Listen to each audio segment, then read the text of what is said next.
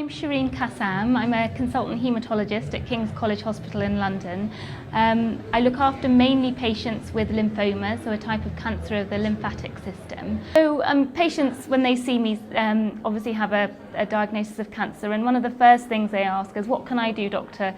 Is there anything in the diet? And I obviously tell them what I've learned in the last 4 years, that the plant-based diet is the most helpful. Sadly, we're all surrounded by conflicting information, and not everyone wants to or is ready to take on this information because it invalidates what they've thought is correct their whole life about nutrition, and everyone likes the foods that they've grown up on and don't want to eliminate animal foods.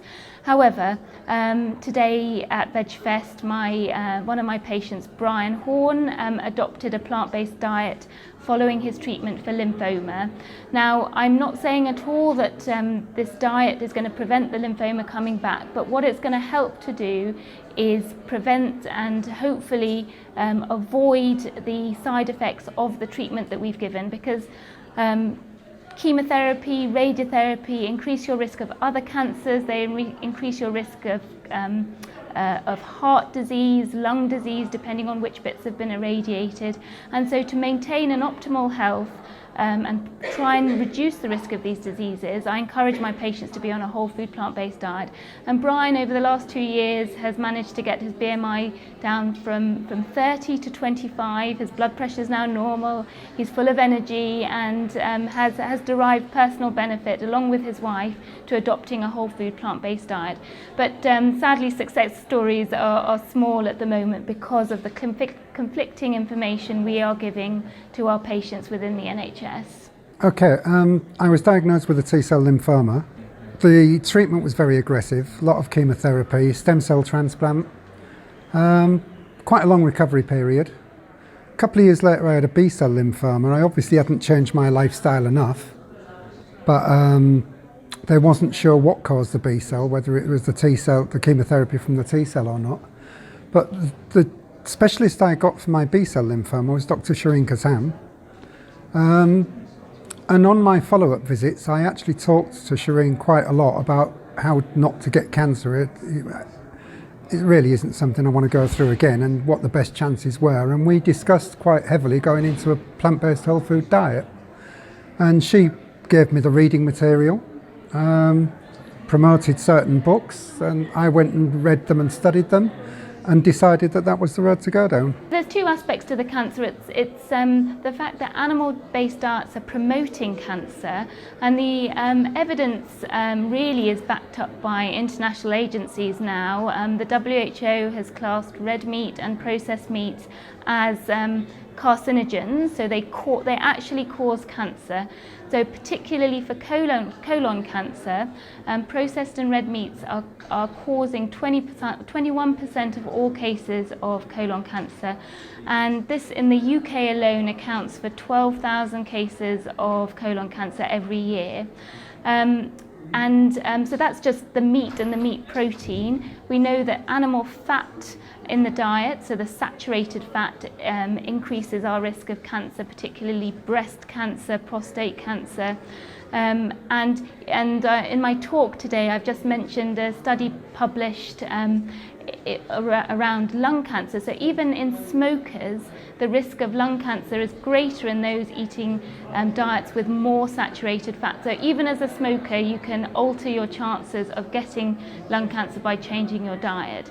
The other aspects of animal-based diets that are bad for cancer development and certainly encourage cancer cells to growth is dairy. So dairy from any animal, but mainly cows in this country, are full of growth hormones that are there to create rapid growth of the baby calf into an adult-sized calf within just a matter of months. And so these growth hormones, estrogens, bovine hormones, insulin-like growth factors are making our cells in our body divide rapidly and become cancerous and become clinically apparent. It was virtually overnight. I mean, once we decided with this 3-week trial, I mean, I really had to clear my store cupboard, my fridge and my freezer of all the old foods, because I enjoyed the old foods. I mean, the pasta and the cheese and the eggs. I mean, it had been the biggest part of my diet for 40 years. So all that lot had to go, otherwise I know I would have carried on eating it. So it happened, it was virtually an overnight change. We went for it. My BMI index was 30. I was 105 kilos. I had a lot of fat around my internal organs. As I changed diet, a lot of that stuff improved. I did get more energy, obviously, from my start point after the lymphoma. 50 metres up the road was as far as I could walk, and I couldn't quite make the first floor of a staircase. So my energy levels were always going to improve anyway. Since then, I've got my BMI down to 25, which is just within normal range. Blood pressure's fallen. Lost 20 kilos of weight, feeling healthier. As I say, what I did, I loved the food I ate, and I've tried to do similar meals out of the plant-based diet.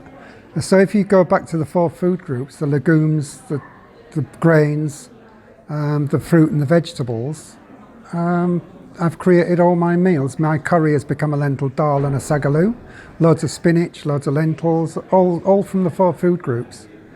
My minced sauce has become a veggie sauce, so I can make a quite similar product to the foods I used to eat that still taste good and we thoroughly enjoy. I've found when I'm talking to my patients with cancer is it's really hard to take on all the information that the doctors have to give you about the diagnosis, the treatment, and just physically getting through the treatment. So I totally appreciate that during cancer treatment it's really difficult to actually make the change, and whenever you do it is fine. You don't have to do it immediately. I think educate yourself and take the time to realise for yourself that you're doing the right thing for your health. And then start thinking about the meals that you have every day and how you can make them more plant-based. So everyone says the same thing. You know, just tell yourself that you're going to give yourself a 3-week trial, no commitment afterwards, and just see how you feel. And within that 3 weeks, come up with 5 or 6 meals that you can rotate for your main meal, and give it a try. So replace your animal protein with beans and legumes, replace your refined carbohydrates with the whole grains like the brown rice, the quinoa, the whole grain couscous, and just have a few dishes that you know you like. Use lots of spices, make them flavorful, and within that 3 weeks your taste buds will have changed. You will have seen some health benefits, lost some weight if you need to, feel more energized, concentrate better, and then you'll realize it's possible just to keep going a bit longer. And then the more information and the different varieties of foods that you come across, you'll realize that a plant-based diet is very varied. You know, there's new fruits and vegetables and combinations that I'm seeing every day on social media or in restaurants. And the great thing now is if you choose to become a vegan now in the UK, there's so many choices of going out. Plant-based restaurants are choosing to serve healthful food and a varied menu, and so it really isn't difficult.